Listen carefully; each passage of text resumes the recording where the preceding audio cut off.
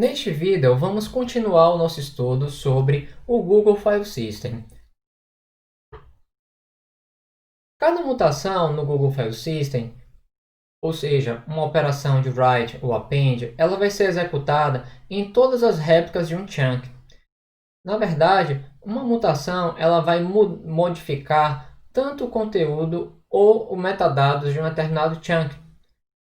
O Google File System utiliza um list, como se fosse um tempo concedido, para justamente manter a mutação, a ordem da mutação consistente dentre as suas réplicas.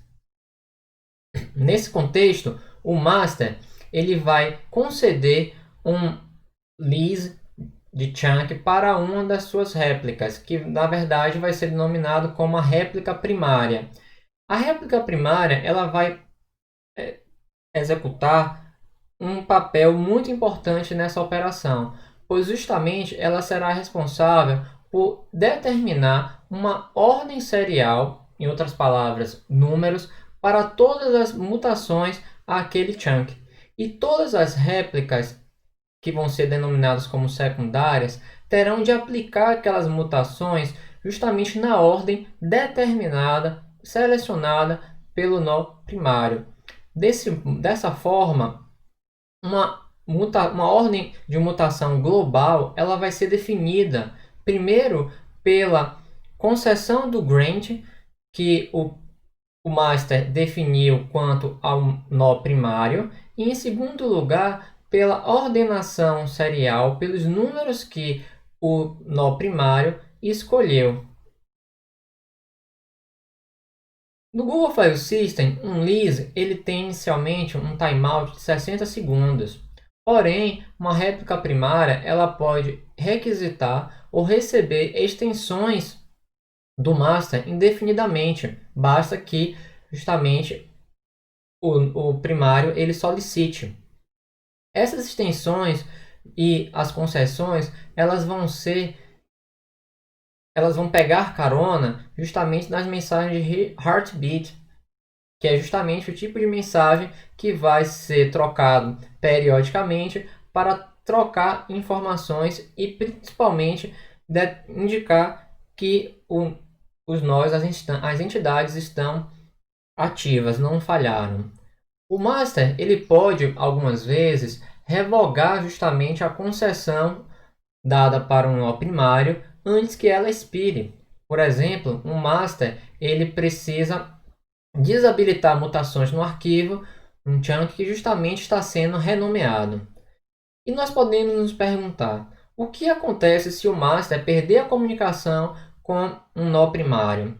Justamente o master, dado que a concessão possui um timeout, ele pode justamente conceder esse lease para uma outra réplica depois que aquela concessão anterior justamente expirar. Exemplo, o master ele deu uma concessão para um nó A e por algum motivo esse nó A falhou. Então depois de 60 segundos o nó master justamente pode conceder essa concessão a um outro nó, tornando então o primário para aquele chunk. E como seria justamente o fluxo de trabalho, a sequência de ações, de interações entre os nós? Nessa figura, nós podemos ver que no passo 1, o cliente ele vai se comunicar com o master. Ele vai solicitar determinadas informações ao master. No passo 2, o master ele vai passar essa informação, dentre elas, qual é justamente o nó primário, responsável por aquele chunk, aquela réplica. Na parte 3, inicia o processo, por exemplo, onde o cliente ele vai enviar os dados para os nós responsáveis por aquele chunk. Lembrando que, conforme nós vimos anteriormente, o nó ele envia as informações de forma serial, sequencial, de forma que um nó ele é responsável por enviar os dados para o outro nó mais próximo. Nesse exemplo, vejamos que o cliente ele envia os dados para a réplica A, em vez do primário, justamente porque a réplica A é a réplica que se encontra mais próxima do cliente. A réplica A, por sua vez, vai enviar os dados recebidos para o nó mais próximo, que justamente é a réplica primária, e que por fim vai enviar para a segunda réplica. No passo 4, justamente inicia a comunicação entre o cliente e a réplica primária. Como nós vimos anteriormente, a réplica primária executa um papel extremamente importante de definição de ordem e de escolha da sequência em que as mutações serão aplicadas. Daí em diante, no passo 5, começa a interação entre as réplicas primária e as réplicas secundárias, nos passos 5 e 6. E, por fim, no passo 7, a réplica primária irá justamente dar o retorno da operação para o cliente. E como seriam essas operações? No passo 1, que justamente é a interação entre o cliente e o master, o cliente ele vai solicitar ao master qual chunk server justamente possui o lease, a concessão para aquele chunk e a localização das outras réplicas. Vale ressaltar que se nenhum nó ele possui um lease para aquele chunk, o master ele vai conceder um lease para uma réplica que ele escolher. No passo 2, o master ele vai responder essas informações solicitadas, em outras palavras, a identidade do nó primário e a localização dos outros nós secundários, que vão conter justamente as réplicas.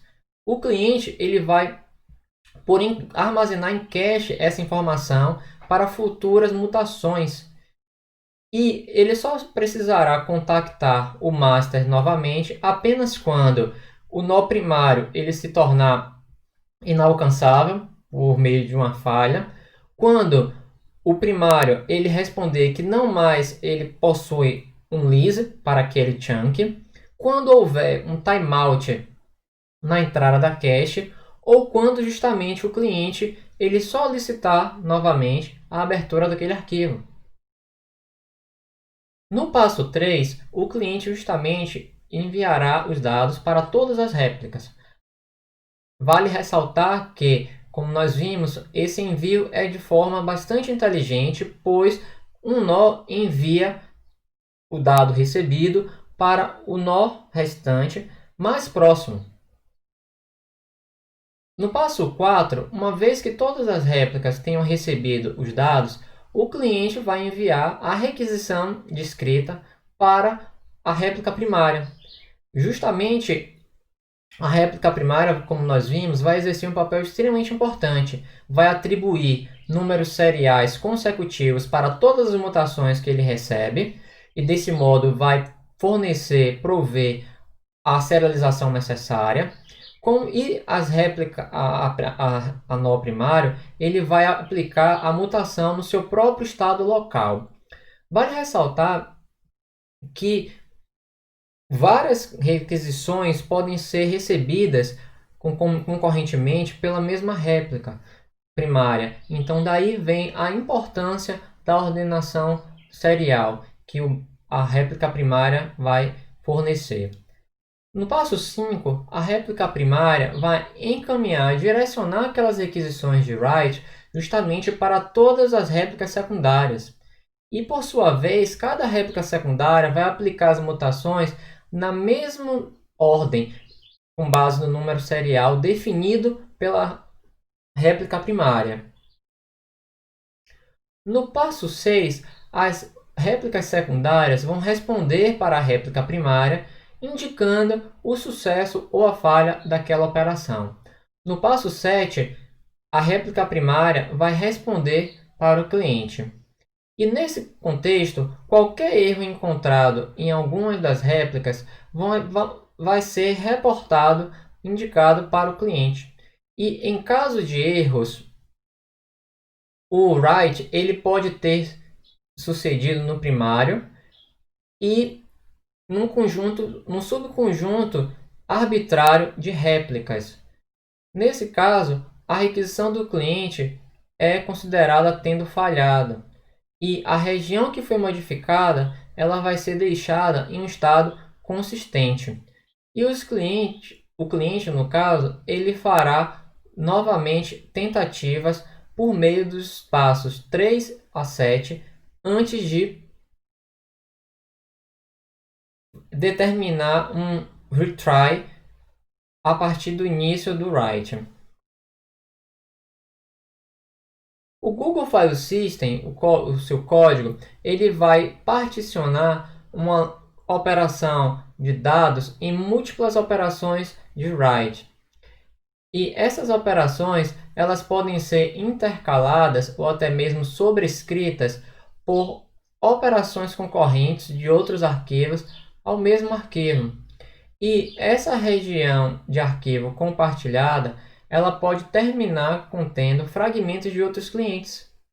Desse modo, as réplicas elas serão idênticas justamente porque as operações individuais elas são completadas de modo bem-sucedido na mesma ordem em todas as réplicas. Lembrando que para alcançar esse objetivo, o nó primário executa um papel fundamental.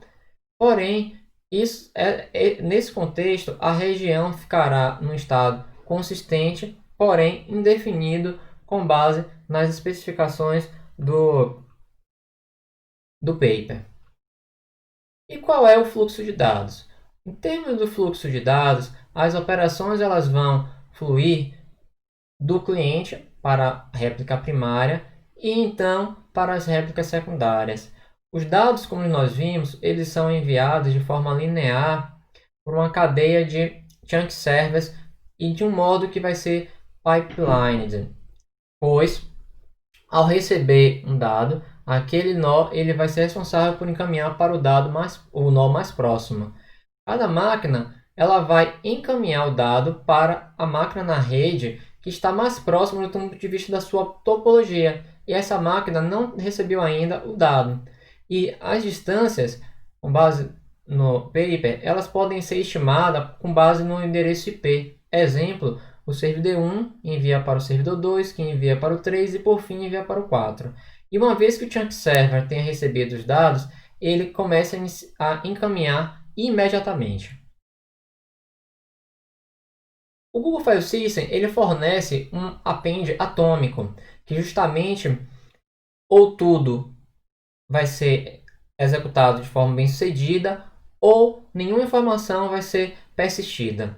Num write tradicional típico, o cliente ele vai especificar o offset, a posição em que o dado ele deve ser escrito. No caso de uma anexação de um append, o cliente ele vai especificar apenas os dados e o offset ele vai ser escolhido pelo Google File System, não pelo cliente. E o offset ele vai ser retornado para o cliente. Na seção 3.3 do paper, os autores fazem algumas reflexões quanto a questões bastante interessantes, como por exemplo, o que acontece se uma operação de append causar com que o chunk exceda o seu tamanho máximo? E o que acontece se a operação de append falhar em alguma réplica? Operação do master. O master ele é responsável justamente por fazer determinadas decisões quanto à localização, à implantação de réplicas, criar novos chunks e suas réplicas, coordenar as atividades para manter os chunks replicados. Exemplo, o master detectou que um determinado chunk não possui o fator de replicação necessário. Então ele vai ser responsável por coordenar a replicação para garantir aquele nível exigido.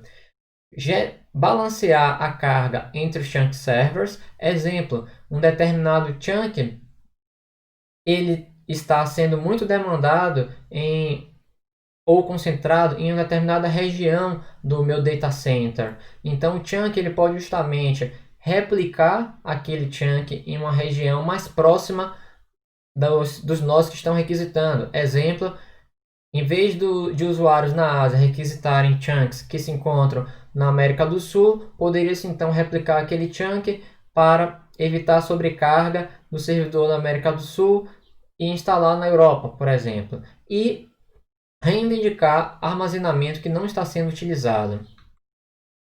Muito obrigado.